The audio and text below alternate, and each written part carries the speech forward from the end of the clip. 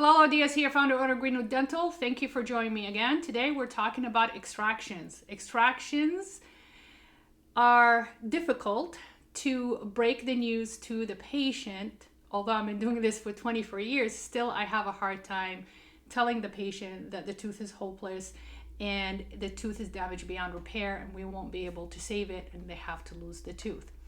There's no easy way for me to break that kind of news to the patient.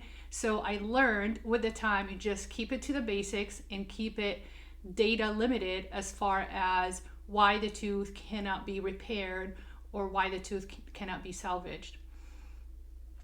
When the tooth is damaged beyond repair, meaning that there are two parts of the tooth. There's the crown part of the tooth, which is above the gum, and there's the root part of the tooth that anchors the tooth to the bone. Either parts get damaged beyond the repair, whether the root get damaged from underneath in the bone or the crown gets damaged above the bone. Those two components of the tooth really secures the vitality of the tooth and the longevity of the tooth.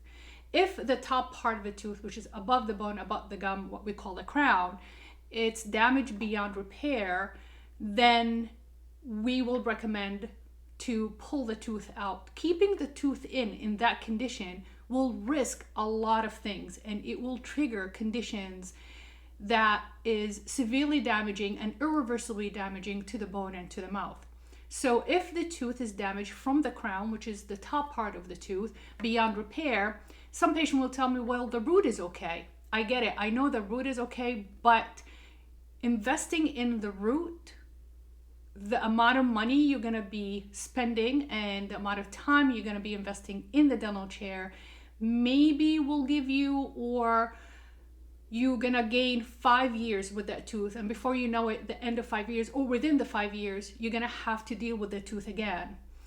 And that is a turn offish kind of approach to try to save the tooth, because a lot of you come back and said, hey, I invested this kind of money, I invested that time with the tooth, and you tell me the tooth is not salvageable anymore. So why did you go that route?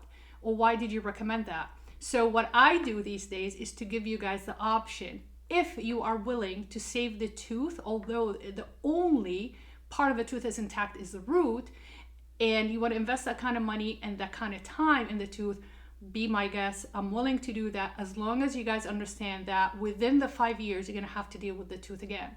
If you are a type of patient that don't want to deal with things in 5 years, like me, I don't have time, I'm super busy, then I would opt to pull the tooth and replace it with something else, whether replace it with a 3-unit bridge, which I mentioned in other videos, or replace it with an implant, or replace it with dentures or fake teeth.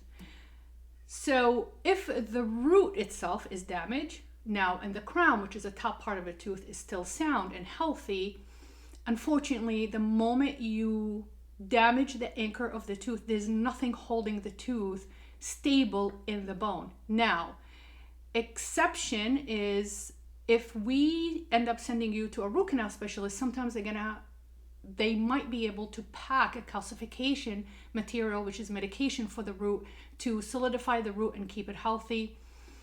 The success rate is not that high. It really depends on the pathology and the reason that is damaging the root.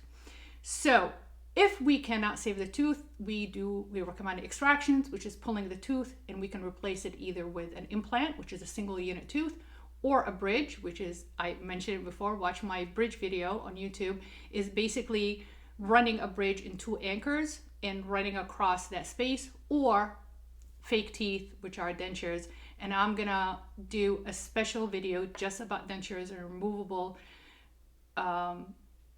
plate as an option for some of the cases that we see all the time.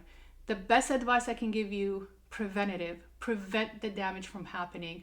Prevent the damage from progressing to the point that the tooth is not salvageable. That's the best solution. It's cheaper, it's safer, it's more predictable, and it's a lot more convenient for you guys. Again, our life these days, you guys are way too busy, keep going back and forth, unless you like coming in, so you're more than welcome to come back and forth.